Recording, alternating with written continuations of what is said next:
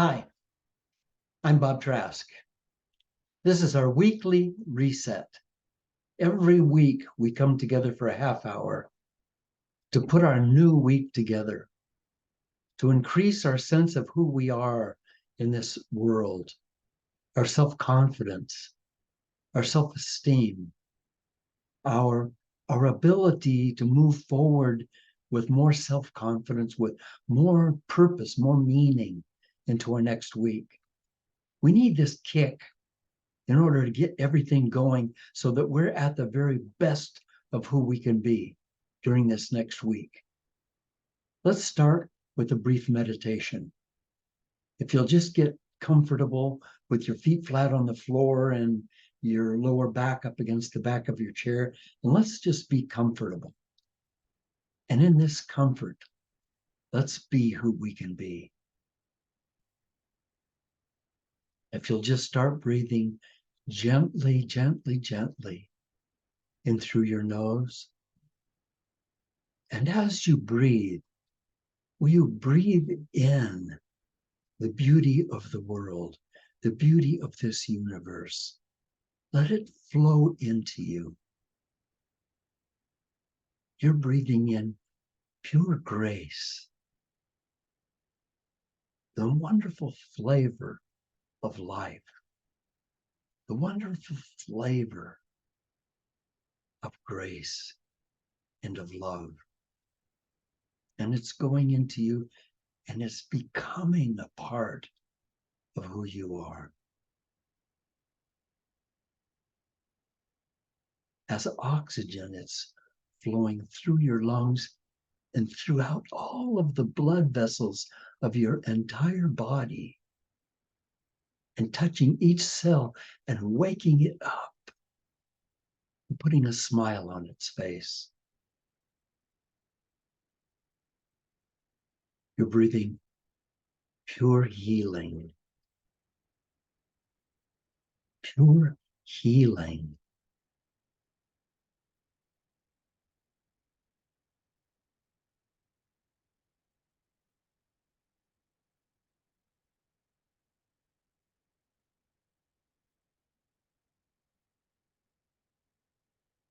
As you do this, I would like for you to find within you that still living, still alive little girl or little boy you once were. Hasn't gone anywhere. You know, it hasn't gone anywhere. You think maybe that little child died as you got older? No, no. You are still that little child. You've just gotten a little more self-important and overburdened by obligations. But all of those are artificial, I promise you. Find the joy and the beauty of that little kid. Go back into that atmosphere on a sunny day when you were filled with hope and discovery and the delight of sun shining on a leaf or the rainbow that shone through a raindrop hanging on a leaf. Just be innocent.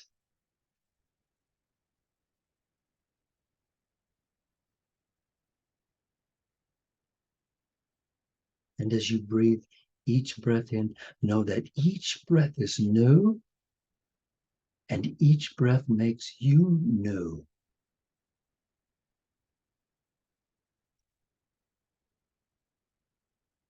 You're coming alive again. You're coming alive as a new person today.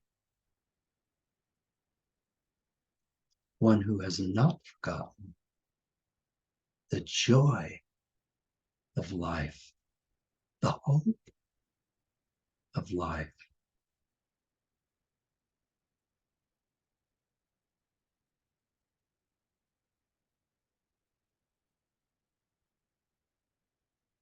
You're loved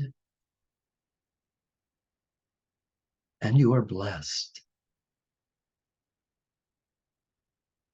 And so you are safe. You are safe. You're safe to be you. And you're free to be you. You're free and you're safe because you are loved and because you are blessed. You are surrounded and filled with the protection of the divinity of the universe. You must learn to trust that. Otherwise, the game is lost.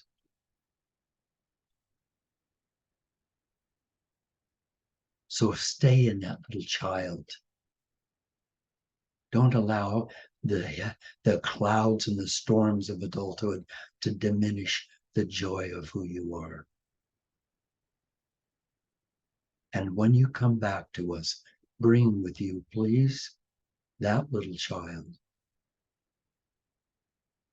And come back when you can.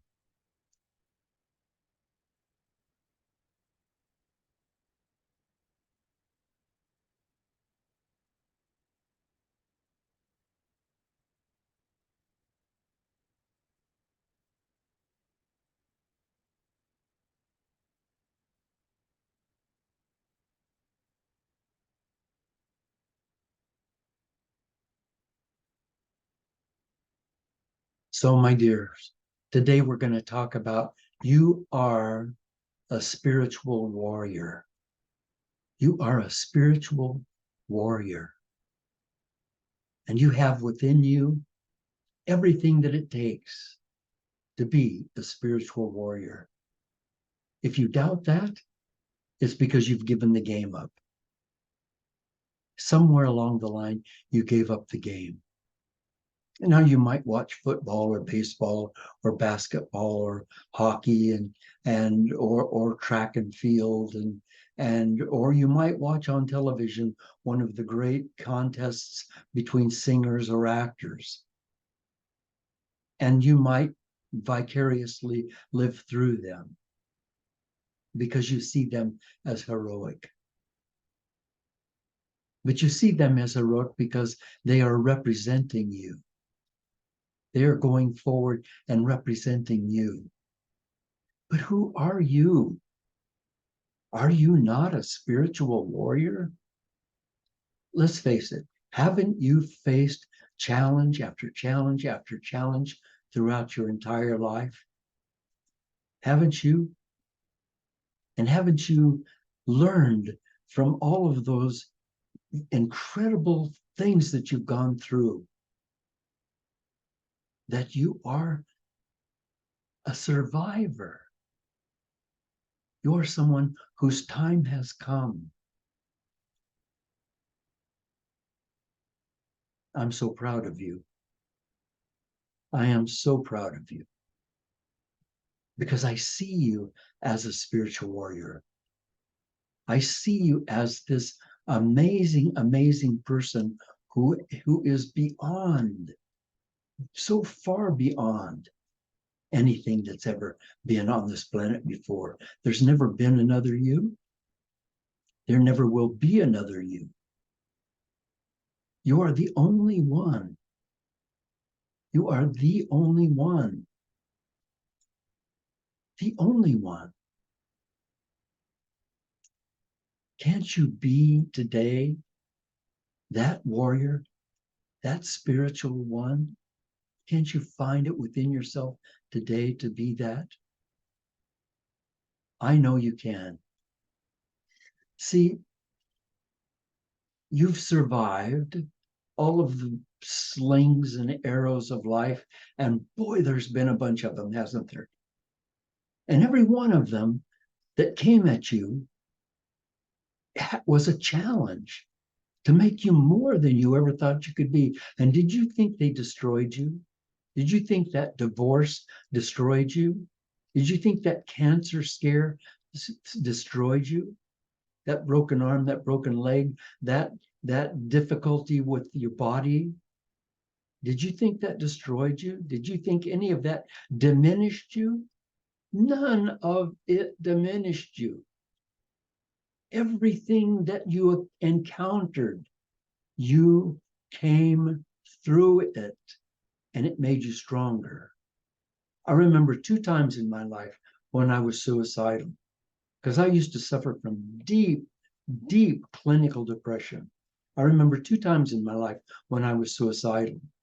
And it took all of the courage that I could muster not to end my life. I was absolutely done, finished, and I wanted the pain to end. And there was only one way to end it. And I'd been hurting for so long, and this was my way out. But somehow, in the 11th minute, I was able to pull myself back together and barely scrape through. And that was like 60 years ago. And here I am. And I've made a difference in hundreds of thousands of lives around the world. And that's not me tooting my own horn. That's me saying to you, you and I are the same. I know you've come up against the end and still you've survived. And you've done that because you are one powerful person. And you're not too small to do that. The Dalai Lama said, anyone who thinks they are too small to make a difference has never tried to fall asleep with a mosquito in the room. Anyone who thinks they're too small to make a difference has never tried to fall asleep with a little tiny mosquito in the room. And Margaret Mead said, don't ever doubt that a small group of people can change the world, because it's the only thing that ever has. I often see life as a sports team down on the field, baseball, football, hockey, soccer. It doesn't make any difference. Those players are out there on the field, and they're every one of them doing the best they can do. They've trained their whole lives to be that. You've trained your whole life to be you. You've trained your whole life to come to the playing field, to be you, to put yourself on the line. That's who you are. Sometimes these players get knocked down, sometimes they get knocked out, but sometimes they fail and they fail and they fail again, but they're never failures because they never stop trying, and eventually they help their team win. But the greatest win is not for their team, it's for themselves, being able to express themselves fully in this life. Then, of course, there are spectators, aren't there? They're spectators in life. Then they're all bundled up, sitting in the stands and watching the game, and they're not spiritual warriors, they're spiritual watchers. And that's not you. You wouldn't be here today. You wouldn't be watching this if you were a spiritual watcher. When you started watching this and you heard that this was about spiritual warriors, you thought, I'm going to hang on a minute and see what this is about. Why? Because that's who you are. And that's the truth. That's being honest. And honesty is admitting that we're not yet all we can be, but in following our joy, in following our bliss, in overcoming our challenges, we're becoming stronger every day. And I talk about spiritual warriors, and you might say, well, but that's not really who I am. Oh yeah? Oh yeah? Well, who do you think great spiritual warriors are? Mahatma Gandhi, Mother Teresa, Nelson Mandela, Joan of Arc, Jesus, Maya Angelou, Abraham Lincoln, Rosa Parks, Martin Luther King, Amelia Earhart, Mikhail Gorbachev, Malala Yousafzai, Albert Einstein, Ruth Bader Ginsburg, Charles Darwin, Marie Curie, Isaac Newton, Oprah Winfrey, John Lennon, Princess Diana, Michelangelo, Harriet Tubman, the Dalai Lama, Simone Biles, a simple gymnast who changed women all over the world with the example of what they can be if they trust themselves. I could go on all day with names of people who said to themselves, this is my life. This is my chance to do something no one else has ever done. Because I'm the only one that has ever lived. This is my chance. This is my chance to leave here a mark that time will not erase. Do you think somehow all these people, or the hundreds more I could erase, are more than you, more gifted than you, better than you. They were all born, they all came into this world as these little black or brown or pink babies, all of them, tiny little babies with 2 arms and 2 legs and 2 eyes and 2 ears and a mouth and a nose. And they were just like you, and they had little brains just like you, except they decided to do the best they could with what they've got. And I said 2 arms and 2 legs. There's a young man whose name I do not unfortunately remember right now, but you can find him online, who was born without arms or legs.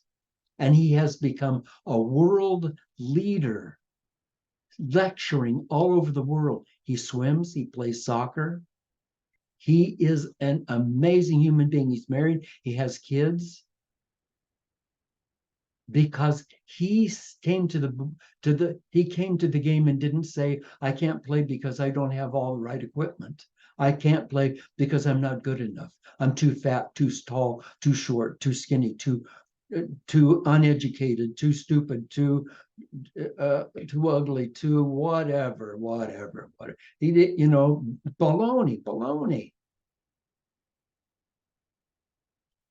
People are born without eyesight, and they become great musicians, great pianists, the world leaders. Only you can be you. Only you can do what you can do.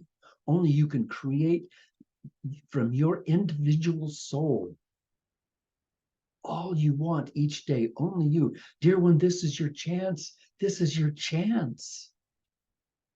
All you need to do is just dare to follow your heart. Dare to trust your heart. And you and I are always at choice, aren't we? We can either be changed by the world, or we can change the world. That's a choice. Paul Rusesabagina said and that was incidentally the heroic hotel manager that you saw in the movie The Hotel Rwanda. He saved thousands of lives, people that were being murdered by the pillaging hordes, and he, at the high risk of his own life, saved them. And then, when that risk was over, he was found guilty of treason and sent to prison for 30 years.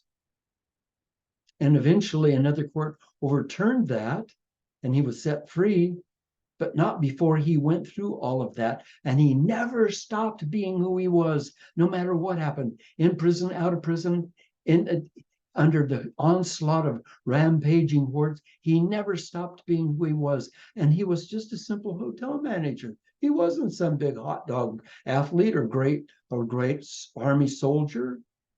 And he said to me, if you want to change things, you must first change yourself. If you want to play, if you want to change the world, then you first have to show up on the field and score. Follow your bliss, I say. Follow your bliss. The great Joseph Campbell told us, follow your bliss. What is bliss? What is that? Bliss is being bathed by well-being, knowing that you're right for this world and that this world is right from you, knowing that you're right for this world and this world is right for you right now, today. As a spiritual warrior, surrendering to the winds of hope and letting them carry you. And then you'll fail, and yeah, you'll fall, but you'll always be a winner because you're out on the field, never giving up, always helping the other spiritual warriors move the goodness of our world, of our human race, closer to the goal. When I was in Japan, and I just finished a multi-week long seminar, and I woke, and I was getting ready to fly home, and I woke up in my hotel room that morning, and I had a sudden message that said, well, you need to go to China. Now, I didn't see a light or hear a voice. I just knew that I had to go to China. I knew that that was following my bliss. I knew that that was following who I was. And I had no idea, but I just did it. I went down to the Chinese embassy and I stood in line. It came down the steps and all the way down the sidewalk. And I was standing on the sidewalk just saying, I'm following my bliss. I'm going to China. And somebody came out of the embassy and walked to the end of the line and said, come with me, and took me up into the embassy. I couldn't believe what was going on, and took me up to the counter. And person said, can I help you? And I said, yeah, I want to go to China. And they said, okay, can you have your passport? I gave, and they gave me a visa and stamped the visa. And they said, there you are. And I went and bought a plane ticket. And the next thing you know, I was on an airplane to Beijing, China. And I'm sitting on this airplane and I'm going, what in the Sam Hill am I doing? Well, I don't know anybody in China.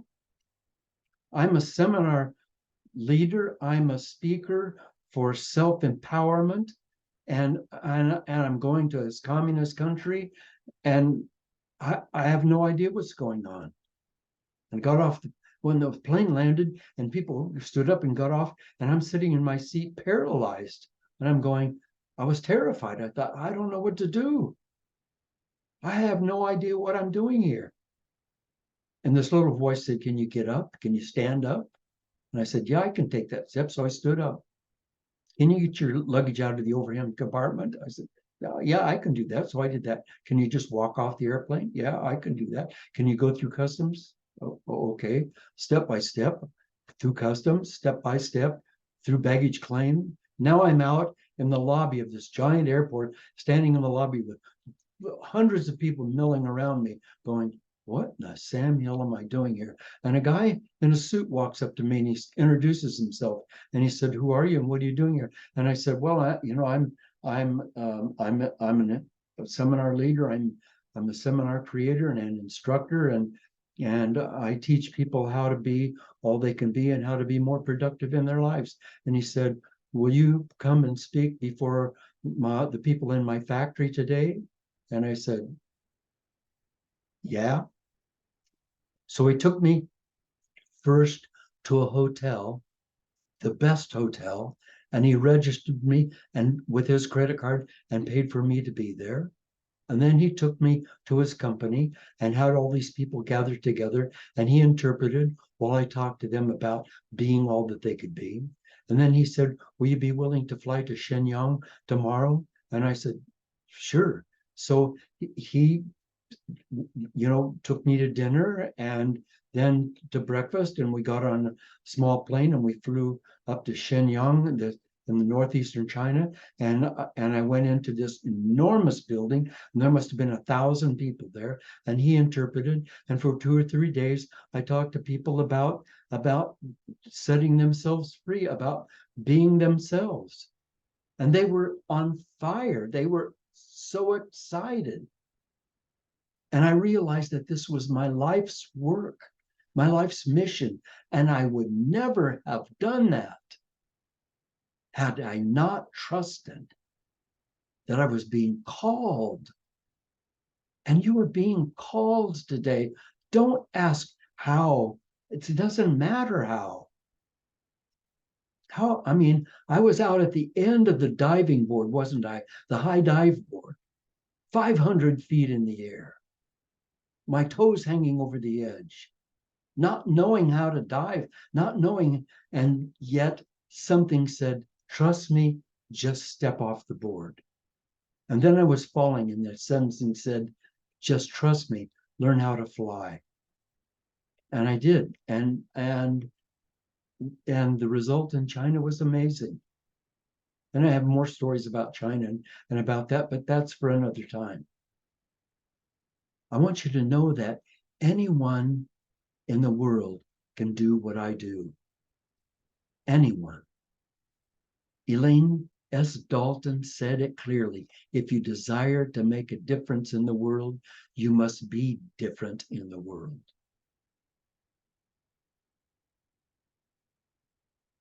And some say, oh, well, Simone Biles is special. She has something I don't have. Well, we've talked about that. None of those people have something you don't have. and in all of the things that they can do. And Michelangelo, Van Gogh, Simone Biles, they are amazing, amazing. Well, you know why we think they're amazing? Because they dared to be themselves. You are just as amazing. Dare to be yourself. Dare to step outside of the comfort zone. None of those great people are more than you. Any of them would say to you, there's a goodness and a beauty and, and an ability inside you that our world needs now. Any one of them would say, please trust yourself. Please dare to be you. Come and join me as a spiritual warrior. Come out on the field. Come down out of the stands. Get your uniform on and get out here on the field and get your butt kicked. Because that's what'll happen. You'll fail and you'll fall and you'll get back up again and again and again and again, because that's who you are. That's who you've been for your entire life. All of the times that you've failed, all the times that you've been deeply disappointed, all the times that you've been in depression, you've come through.